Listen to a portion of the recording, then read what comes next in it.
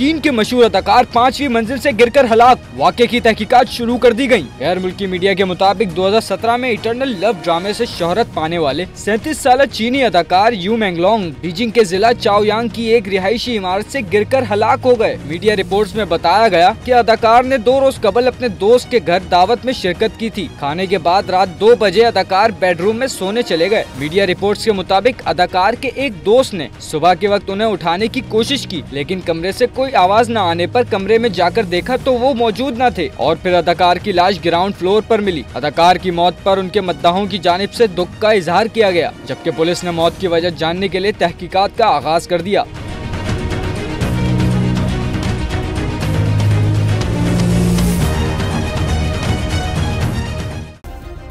Subscribe करें और bell दबाएं ताकि कोई खबर रह न जाए।